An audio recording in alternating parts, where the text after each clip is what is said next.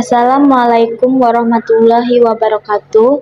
Perkenalkan, nama saya Sinta Nopitasari, NIM 2021 11 2004. Di sini saya akan menjelaskan tentang naratif teks.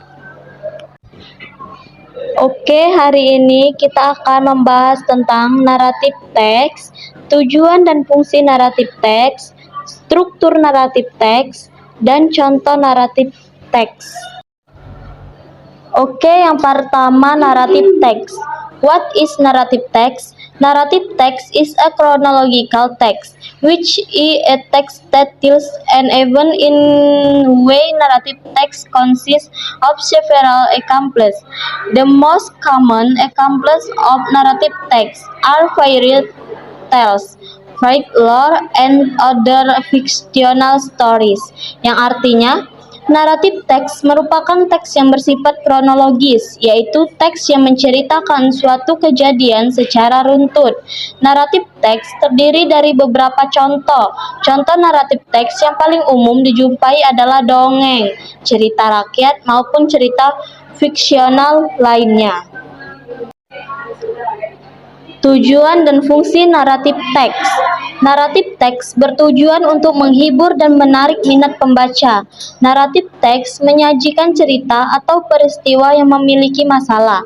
Masalah tersebut dapat menimbulkan konflik, dan pada akhir cerita ada resolusinya, dan memiliki akhir yang menyedihkan maupun bahagia.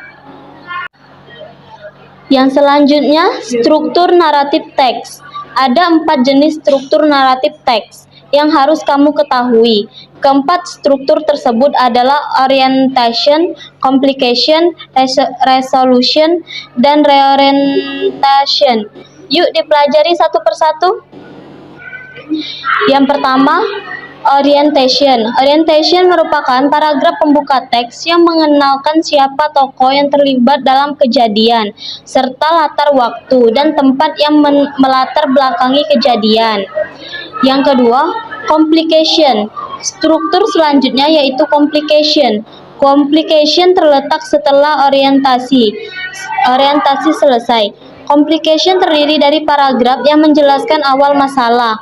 Awal masalah ini juga mengawali rentetan plot atau alur cerita yang kemudian akan berlanjut pada konflik, klimaks, dan anti klimaks cerita.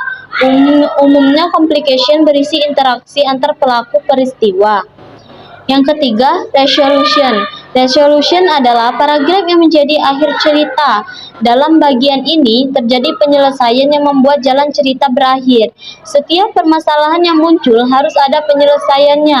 Bisa ditutup dengan akhir yang menyenangkan, atau berakhir tragis, atau menyedihkan.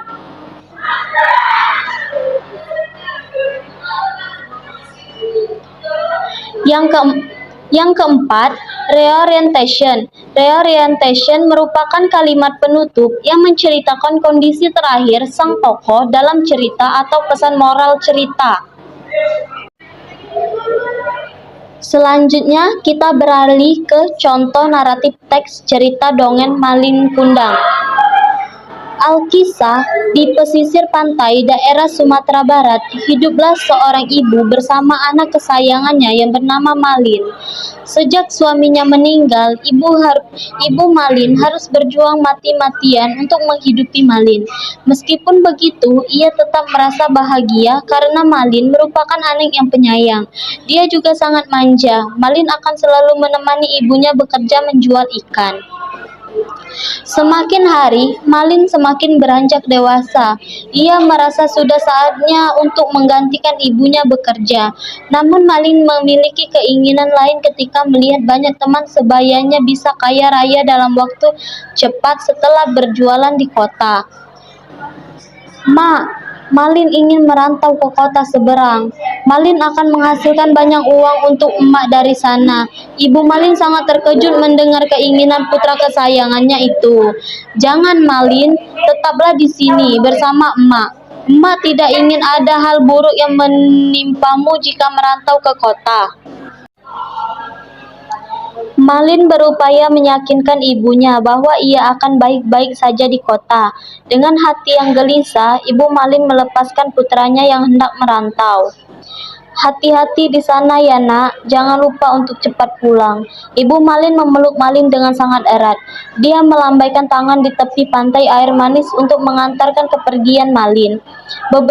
Beberapa lama kemudian, Malin tidak kunjung pulang ke rumah. Bertahun-tahun, ibunya hanya hidup sendirian.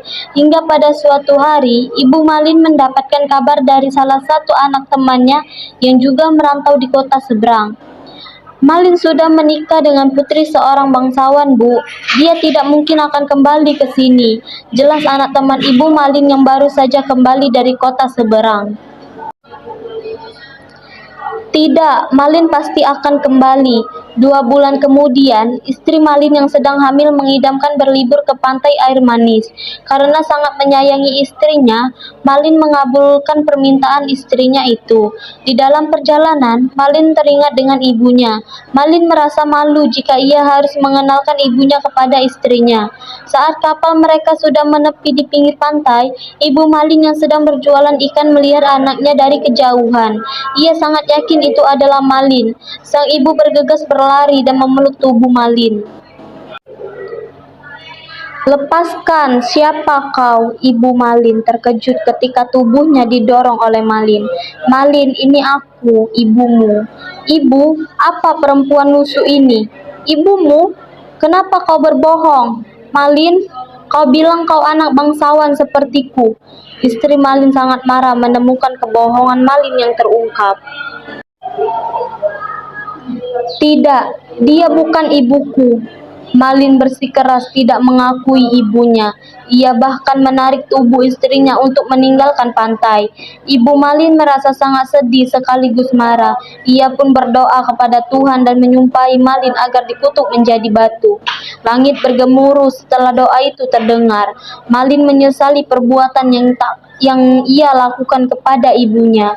"Ibu, maafkan anakmu yang durhaka ini." Teriakan Malin sia-sia karena tidak lama setelahnya kapal Malin terombang-ambing oleh ombak hingga karam dan terpecah. Keesokan paginya, semua orang di pantai air manis terkejut menemukan banyak kepingan kapal yang berserakan. Namun mereka lebih terkejut saat menemukan batu berbentuk manusia tengah bersujud. Kutukan Ibu Malin menjadi nyata. Ia menemukan anaknya yang ia kutuk menjadi batu. Ibu Malin menangis dan menyesali ucapannya.